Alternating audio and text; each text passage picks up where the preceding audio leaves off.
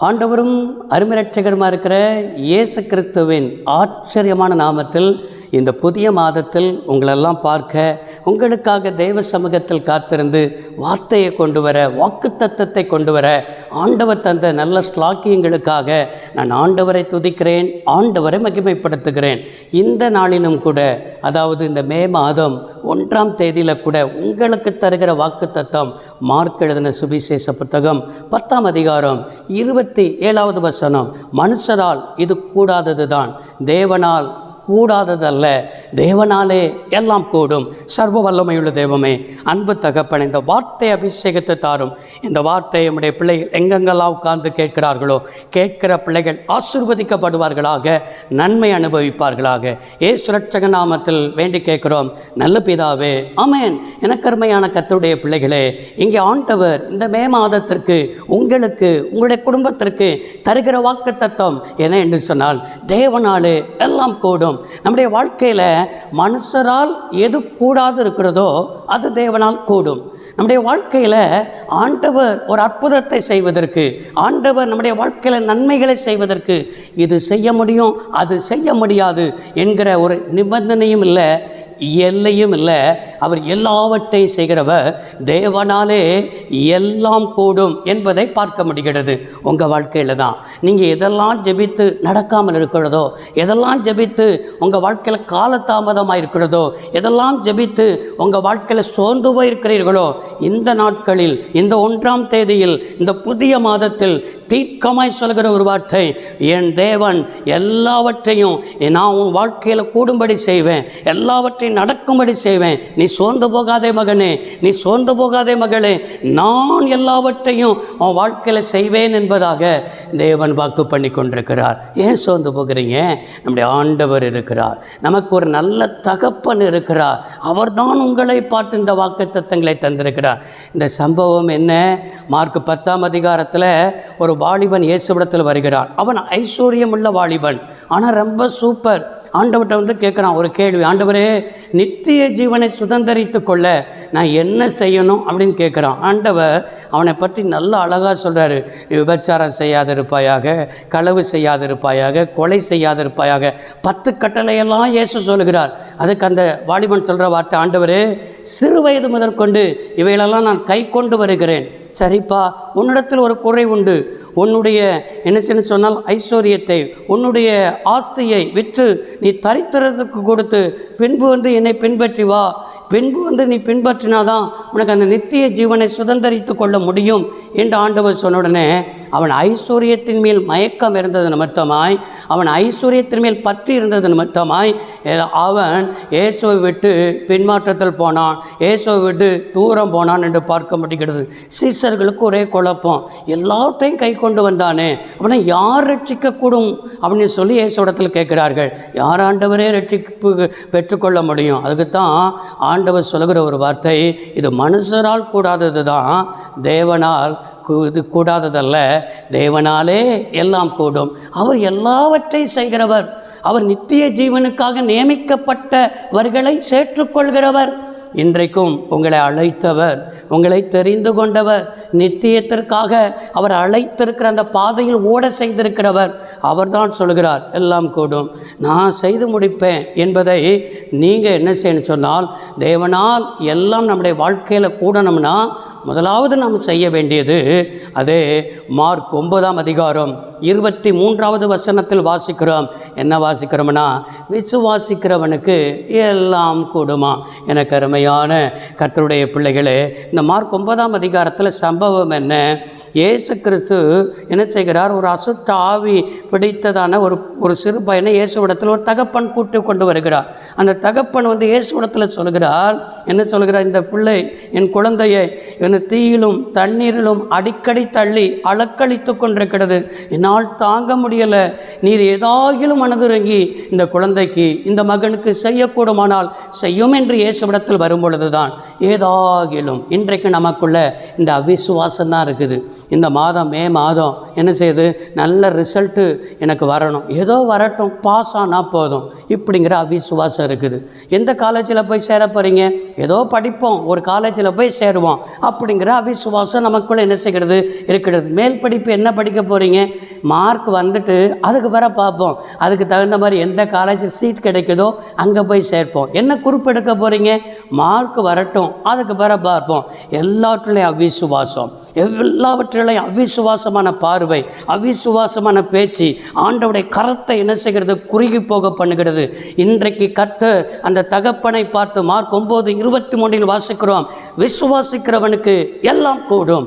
உங்கள் வாழ்க்கையில் விசுவாசம்தான் அற்புதங்களை செய்ய முடியும். இயேசு கிறிஸ்துவை கூட சொன்னாங்க, இவர் தச்சனுடைய குமாரன் தானே, இவருடைய தாய் நம்மளோடு கூட இருக்கிறார்கள் அல்லவா என்று சொல்லி அவர் வளர்ந்த ஊருக்கு போனால் அந்த இடத்துல அவரை அவிசுவாசித்தார்கள். அவளுக்குள்ள காணப்பட்டதான அவிசுவாசம் ஆண்டவர் அங்கே அநேக அற்புதங்களை செய்ய முடியவில்லை. உங்கள் வாழ்க்கையில் அற்புதம் செய்யணும், உங்களுடைய குடும்பத்தில் அற்புதம் செய்யணும், பிள்ளைகளுடைய படிப்பில் அற்புதம் செய்யணும், பிள்ளைகள் திருமணம் எதிர்காலத்திற்கு ஒரு அற்புதத்தை செய்யணும். எல்லாவற்றுக்குள்ளேயும் விசுவாசிக்கிறவனுக்குத்தான் அற்புதத்தை கர்த்தர் செய்ய முடியும். இன்றைக்கு விசுவாசத்தை தான் தேவன் உங்களுக்குள்ள என்ன தொடக்கி வைத்த அந்த விசுவாசம் இருக்கிறது, அதை அனல் கொண்டு எரிய வைக்க வேண்டும். அதில் விசுவாசத்தில் பேசணும், விசுவாசத்தில் பார்க்கணும், விசுவாசத்தில் கிரியை செய்யணும். நம்ம விசுவாசிக்கிற ஒரு அனுபவம் நம்முடைய வாழ்க்கையில் காணப்படணும். இதை தான் கர்த்தர் பேசிக்கொண்டிருக்கிறார். சொல்லுங்க, ஒன்றுமே நடக்காமல் இருக்குதா, நான் விசுவாசிக்கிறேன்ப்பா, விசுவாசிக்கிறேன் தகப்பனே, சொல்லி பாருங்கள், நடக்கும். இன்றைக்கி காரியம் வழி திறக்கும். இந்த புதிய மாதத்தில் ஒரு வழியை கர்த்தர் உங்களுக்கு திறப்பேன் என்பதாக தீர்க்கமாய் கர்த்தர் பேசி கொண்டிருக்கிறார். ரெண்டாவது, அந்த ஆவி என்ன செய்கிறார்னா, ஆண்டவர் துரத்துறதுக்கு என்ன சொல்கிறார், நீ இவனுக்குள்ளே என்ன செய்யக்கூடாது, போகக்கூடாதுன்னு உறுதியாய் கட்டளையிட்டு அனுப்புகிறார். அவர் சொன்ன மாதிரி அந்த ஆவி பயிற்சி. சீசர்களுக்கு ஒரே குழப்பம், காலையிலேருந்து சாயந்தரம் வரைக்கும் இந்த ஆவியோடு போராடினமே, நம்ம வார்த்தையை கேட்டு இந்த ஆவி போகலையே என்று சொல்லி அதே மார்க் 9:28 இயேசுவிடத்திலிருந்து கேட்குறார்கள், ஏன் ஆண்டவரே எங்களால் கூடாமல் போயிட்டு அப்படின்னு சொல்லி ஆண்டவர்கிட்ட கேட்குறாங்க. நம்முடைய வாழ்க்கையிலும் கூட சில காரியம், நடக்காத காரியங்கள், கைகூடாத காரியங்கள், நம்முடைய வாழ்க்கையில் தாமதித்து கொண்டிருக்கிற காரியத்துக்கு ஏன் எங்களால் முடியலை? சிலருக்கு முடிஞ்சிருக்கும். சிலர் உங்களோடு கூட படித்தவங்க எல்லா ஆசீர்வாதத்தை பெற்றுக்கொண்டிருப்பாங்க, உங்களோடு கூட பிறந்தவர்களுக்கு கூட ஆசீர்வாதத்தை பெற்றுக்கொண்டிருப்பாங்க. ஆனால் நீங்கள் வாழ்க்கையிலே கஷ்டப்பட்டு தான் நாள் வரைக்கும் முன்னேறி வந்திருப்பீங்க. நீங்கள் சொல்லுவீங்க, என் வாழ்க்கையில் உள்ள கஷ்டத்தை போல் யாருக்கும் வரக்கூடாது, நான் கஷ்டம், பிறந்த வீட்லேயும் கஷ்டம், வந்த வீட்லேயும் கஷ்டம், இந்த பிள்ளைகள் நிமித்தம் கஷ்டம், எல்லார் நிமித்தம் கஷ்டம், என் கஷ்டம் என்னைக்கு மாறும், என் பாடு என்னைக்கு மாறும், என் வேதனை என்னைக்கு மாறும், இதெல்லாம் எனக்கு ஒரு மாற்றம் வரும் என்று சொல்லலாம். ஆனால் ஏன் கூடலை தெரியுமா? அதே மார்க் 9:29 இவ்வகையான பிசாசு ஜெபத்தினாலும் உபவாசத்தினாலும் அன்றி இவ்வகையான பிசாசு போகாதுன்னு சொல்லி தம்முடைய சீஷர்களுக்கு சொல்லுகிறார். ரெண்டாவது, நம்முடைய வாழ்க்கையில் எல்லாம் கூடணும்னா உபவாசித்து ஜெபிக்கிறவனுக்கு எல்லாம் கூடும் என்று கர்த்தர் சொல்லுகிறார். நம்முடைய வாழ்க்கையில் உபவாசித்து ஜெபிக்கிற ஒரு பழக்கம் வேணும். இன்றைக்கி நிறைய பேர் உபவாசித்து ஜெபிக்கிற பழக்கம் இல்லை. இயேசு கிறிஸ்துவிடத்திலிருந்து உபவாச ஜெபம் இருந்தது, அவருடைய சீசரிடத்தில் உபவாச ஜெபம் இருந்தது. அதே போல் பரிசுத்த பவுல் அவனிடத்தில் உபவாச ஜெபம் இருந்தது. இந்த உபவாச ஜெபம்தான் அவருடைய ஊழியத்தில் வெற்றியாக இருந்தது. இன்றைக்கு கிறிஸ்தவ வாழ்க்கை வெற்றியாக இருக்கணுமா? கிறிஸ்தவ வாழ்க்கையில் ஒரு வல்லமை இருக்கணுமா? கிறிஸ்தவ வாழ்க்கையில் என்ன செய்ய, சாத்தான் உன்னை கண்டு பயப்படணுமா? உலகம் உன்னை கண்டு பயப்படணுமா? உனக்காக வழிகள் திறக்கப்பட வேண்டுமா? உபவாசித்து ஜெபிக்கிற ஒரு மகனாக, உபவாசித்து ஜெபிக்கிற ஒரு மகளாக நீ காணப்படும் பொழுதுதான் கர்த்தர் உனக்காக ஒரு புதிய வழிகளை திறக்க அவர் ஆயத்தமாக இருக்கிறார். பழைய ஏற்பாட்டில் எத்தனை பரிசுத்தவான்களை சொல்ல முடியும்?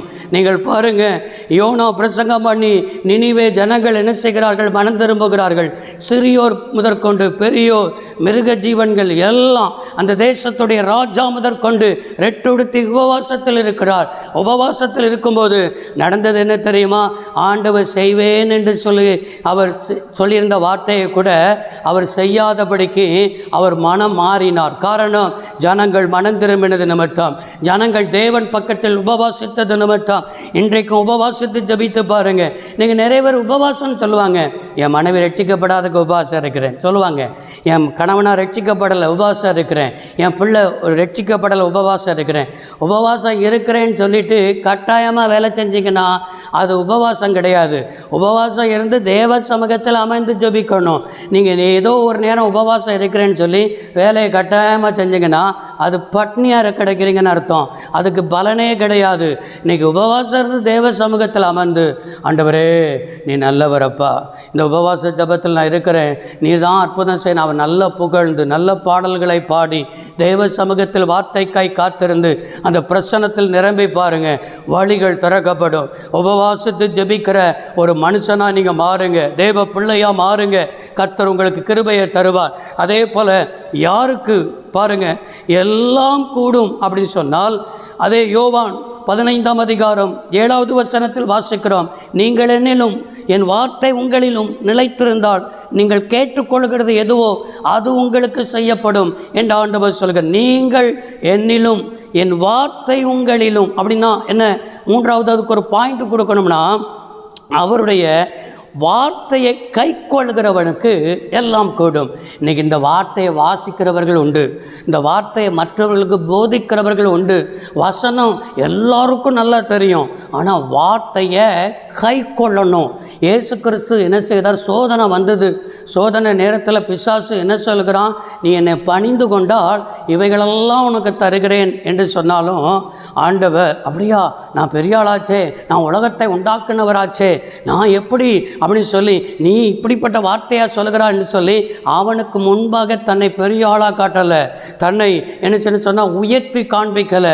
எல்லாவற்றிலும் வார்த்தையினால் உன் தேவனாக இருக்கிற கர்த்தரை பரீட்சை பாராதிருப்பாயாக அப்படின்னு சொல்லி, உன் தேவனாக இருக்கிற கர்த்தரை ஒருவரையே தொழுது கொள்வாயாக. இப்படி அவன் கேட்ட கேள்விகளுக்கெல்லாம் வசனத்தை வைத்து ஜெபித்தார். வசனத்தை கை கொள்ளுகிறவராக இயேசு இருந்தார். இன்றைக்கும் இந்த 66 புத்தகத்தை கர்த்தர் நமக்கு எழுதி தந்திருக்கிறார். இந்த 66 புத்தகம் மற்றவர்களுக்கு என்று நினைக்கக்கூடாது, நமக்காக, நம்முடைய குடும்பத்திற்காக இதை கர்த்தர் எழுதி தந்திருக்கிறார். இந்த வசனத்தை கை கொண்டு பாருங்க, இதுதான் உங்களுக்கு உணவு. இந்த வசனத்தை கொஞ்சம் தியானம் பண்ணி பாருங்க. இந்த வசனத்தில் இரவும் பகலும் தியானமாக இருந்து பாருங்க. ஆண்டவர் சொல்கிற ஒரு வார்த்தை, இரவும் பகலும் கர்த்தருடைய வேதத்தில் தியானமாக இருக்கிற மனுஷன் அவன் பாக்கியவான். அது மாத்திரமல்ல, இந்த வசனத்தை தியானித்து கை கொள்ளும்போது உன் காரியம் வாய்க்கும், உனக்கு எல்லாம் கூடும் என்பதை விளங்கிக் கொள்ளணும். உன் ஸ்பாவம் மாறும், உன் குடும்பம் மாறும், உன் நிலைமை மாறும், உன் அந்தஸ்து மாறும். எல்லாவற்றிலும் ஒரு மாற்றம் எங்கே இருக்குன்னா இந்த வேத வார்த்தைக்குள்ளே தான் இருக்கிறது. இந்த வேத வசனத்தை கடமைக்காக வாசிக்காம, இந்த வேத வார்த்தையை அதன்படியே நடந்து அதன்படியே உங்கள் வாழ்க்கையை மாற்றிக்கொண்டு பாருங்க, தேவனால் எல்லாம் கூடும். இந்த மாதத்தில் ஆண்டவர் நமக்கு வாக்கு பண்ணியிருக்கிற வார்த்தை மார்க் 10:27 படியே தேவனால் எல்லாம் கூடும். அதுக்கு ஒரு 3 காரியம். தேவனால் எல்லாம் கூடணும்னா, ஃபஸ்ட்டு விசுவாசிக்கிறவனுக்கு எல்லாம் கூடும், 2வது உபவாசித்து ஜெபிக்கிறவனுக்கு எல்லாம் கூடும், 3வது வார்த்தையை கை கொள்ளுகிறவனுக்கு எல்லாம் கூடும். இதை செய்வீங்களா? நிச்சயமாக அற்புதங்களை பெற்றுக்கொள்வீர்கள். சர்வ வல்லமையுள்ள தெய்வமே, அன்பு தகப்பன், இந்த வார்த்தையின்படியே பிள்ளையுடைய வாழ்க்கையில் அற்புதங்களை பெற்றுக்கொள்ளட்டும். ஆண்டவரே, உடைய பிள்ளைகள் இன்னும் விசுவாசித்து, இன்னும் உடைய வார்த்தையை கை கொண்டு, இன்னும் ஆண்டவரை உபவாசித்து ஜெபித்து ஆண்டவரை முன்னேறி செல்வதற்கு கிருபதாரும். இந்த மாதம் மீதமும் மிச்சமும் எடுக்க உதவி செய்யும். இந்த மாதத்தில் ஆபத்துக்கு நாசமோசங்களுக்கு விலக்கி பாதுகாத்து கொள்ளும். இந்த மாதத்தில் பல நன்மைகள், பல மேன்மைகள், பல உயர்வுகள் இருக்கட்டும். இந்த மே மாதத்தில் செய்கிற ஊழியங்களை ஆசீர்வதியும். எல்லா உஷ்ணங்களுக்கு விலக்கி காத்துக்கொள்ளும். படிக்கிற பிள்ளைகளுக்கு எல்லா வாசலும் திறக்கப்படட்டும். பிதா, குமாரன், பரிசுத்தாவி நாமத்தில் வாழ்த்தை ஆசீர்வதித்து ஜெபிக்கிறேன். இயேசு ரட்சக நாமத்தில் பிதாவே, ஆமென். கர்த்தர் ஆசீர்வதிப்பாராக. God bless you.